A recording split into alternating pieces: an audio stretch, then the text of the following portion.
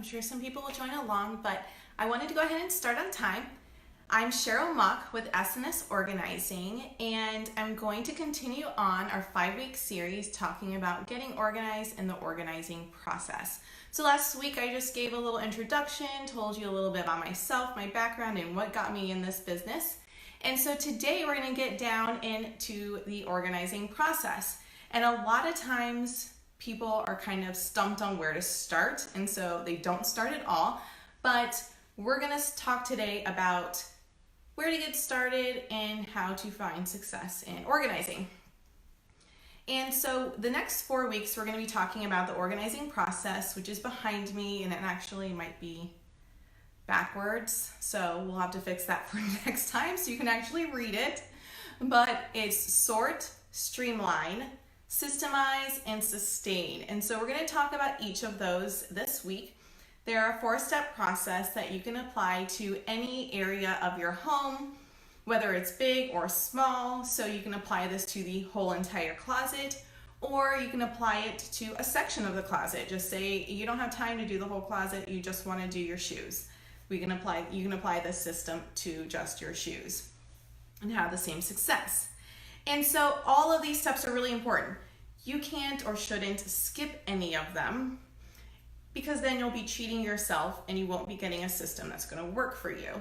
And so I actually think the first 2 are the most important out of the 4. And if you do the first 2 really thoroughly, the last 2 are going to be a lot easier for you to create systems and be able to sustain those systems. So before you start getting your hands dirty, digging into that messy closet or the counters full of paperwork, you need to do 2 things. And I see a lot of times when my clients have done their own DIY organizing that they skipped this, and this is really important. One is to assess the situation and just brainstorm, maybe write down things that are working in the space, things that aren't working in the space. And a lot of times people have a longer list of what's not working than what's working, but even if there's one thing working, that's important and that's worth noting and recognizing and writing down. And then consider why you want to get organized. What are you hoping to get from it? Is the room functioning the way that you want it to? If not, what would you like it to function as? A lot of times clients have a space that they want to be using for something else, and because it's so cluttered, they can't. Maybe they have an office that they also want to double as a hobby room and an office room, but right now there's no space for any of those things. So that's really important to keep in mind when you're doing this process, is what you want the room to function for, what your goals are. It could be that you want to save time, you want to get ready faster in the morning, whatever it is, keep that in mind, write it down so that when you kind of get demotivated in the process, you have something to remind you why you're doing it. And then the most important thing is to have a plan. And a lot of times people just start dumping everything out and they have no idea what their end goal is or what their plan is. And then it just becomes really overwhelming, and then they shove it all back in and end up right back where they started from. Hi, Terrence and Jeannie. So having a plan is really important. And that actually, if you have an idea of what you want say we'll go with a closet, what you want it to look like, then that will help you along this process kind of work towards that end goal. So for example, a lot of times people will have different wardrobes for different things. Like they might have a wardrobe for work, they might have a wardrobe for the weekend, they might have stuff that they wear for church. And so maybe the goal is to have everything grouped by function in your closet versus however it is now. And so keeping that in mind and having a plan that, okay, we're going to group everything by function, will help when you're starting this process. And then of course there's taking action. And the first step is to sort everything. And generally, when you start in a room, pick a spot. I usually either do the right or the left side of the door. It's just easier to do that. And move in one direction, clockwise or counterclockwise. You don't want to start in one spot and then go to this corner and kind of zigzag around the room. So starting your sorting in a systematic way is really helpful.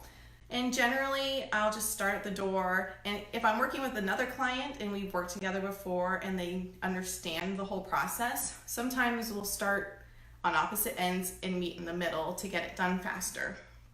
And this part is where it gets really messy before it gets better. But it's an organized mess. And it's signs that there's progress to come. And so the goal really in this process of sorting is one, to touch everything. Touch every single thing in the room, because everything in the room needs to have a decision made about it. And so you'll start just by sorting. And so a few different categories that you can do. I would definitely have an action box. So when people are going through their room, they'll find things that, oh, I was meaning to do that. I have to mail that. I have to pay that. Oh, I got to sign that for my kids' field trip. So have a box where all of those action things go so you don't forget one where it is or that you have to do it.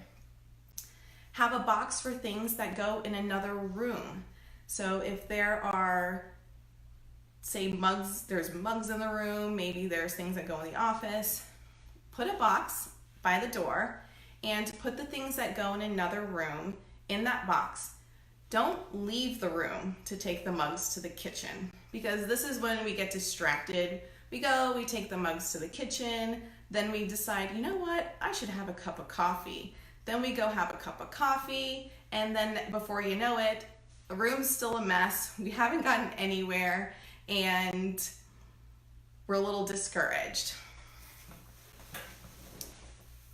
So instead of leaving the room, have a box where you can put those things and you deal with them later. Also have a donate and trash bag. Usually you use bags for those things. Now, streamlining and purging things is the second step, but sometimes if people already know what they want to get rid of, especially because we're working in a small space, I say get rid of it as soon as you touch it. There's no reason to touch it again if you know that you're going to donate it or you're going to trash it. And that way it allows there to be more space in the room to sort what you're keeping. But don't get hung up on whether you're going to donate it or trash it. If you don't really know, when in doubt, sort. Just sort it into a category, and we'll come back to that in the second step. Another thing that I do encourage people to do, so say for example, you are doing your closet and you have clothes in multiple areas of the house. This happens a lot. People might have some clothes in the hall closet, in the guest room closet, in their bedroom. If we're doing the bedroom, then I would highly encourage that you also go into the hall and the guest room and gather the clothes from that space as well, so that when you're sorting this one category all together. Because it's really important when you start sorting and categorizing that we do it into broad categories, but we group like with like. And a lot of times, if you have clothes in other areas of the home, you're really not using them. Because who's gonna go walk, if you're getting ready in your room, that's where your bathroom is and all that, who's really gonna go walk across the house to their guest room to go see what they have there? A lot of times those items are just getting stored away and not used. So that's another thing to consider doing when you're sorting out your space. And I do have some notes here because I wanna make sure I say everything that I wanted to cover. If possible, you can sort things into boxes if you have boxes, and that way if you're not able to get to the next step right away, you can neatly straighten up the room, and you can even streamline and purge each box one at a time, and that makes it a little less overwhelming for people.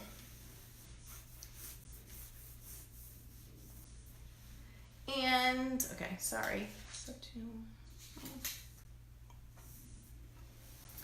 So one of the things that starts to happen during the sorting process is people start to become aware of their stuff and their habits and their behaviors. And they start to realize, like, wow, I really invested a lot of time and money into businesses that I never ended up doing. Or, wow, I really have a lot of clothes that I still have tags on and I've never worn. And they kind of get bummed out about the amount of money and time that have been perceivably wasted, and maybe, and maybe it has. But I think it's really important to have those aha moments and to have that self-awareness. And I love when clients start to understand, see that about themselves when we go through this process. And it's important not to get too hung up on it, because what's in the past is in the past. But I always tell clients, think of that and remember that moving forward when you're making purchases. Sometimes it's really easy to just buy things because, yeah, it does. It makes us feel good. Our endorphins go up and it's really exciting. But think more about the value of your home and your space and your time, and whether you really want to make that investment in that item. And I can tell you, when I was single, I was bored, I was lonely, and every Friday I would go to Kohl's, and I had a lot of time on my hands and I had expendable income, and I would go to Kohl's every Friday and I would undoubtedly buy something, whether I needed it, wanted it, loved it, it didn't matter. And I had to realize that, one, I did it because I was bored and I probably needed to find a new hobby, but I also didn't need to buy something every time that I went, and it really didn't always make me feel good. It was just something to do to kill time. And so sometimes, digging deep and trying to figure out, why do you really go out and buy things that you don't really need or want, and then coming up with replacement for that behavior can really help eliminating having to do this process all the time. So that kind of brings us to what we're going to be talking about next week, when we're talking about streamlining, making decisions about what to keep, what to get rid of, and how we can make that successful for everybody. So I do want to tell you, we'll be doing our regular Facebook Live next Friday at 1 p.m., but I will be doing a special Facebook Live with my friend Julie Lampy with Paradigm Interiors. And she's been renovating her beautiful Winter Park home, and they're just getting done with their kitchen reno. And so I'm going to be helping her with two of her organizing issues that she's had in her kitchen, which are her pantry and organizing Tupperware. So we're going to be talking about that on Monday at her house on her page at 11:45 a.m. on Monday, and that'll be on the Facebook page of Paradigm Interiors.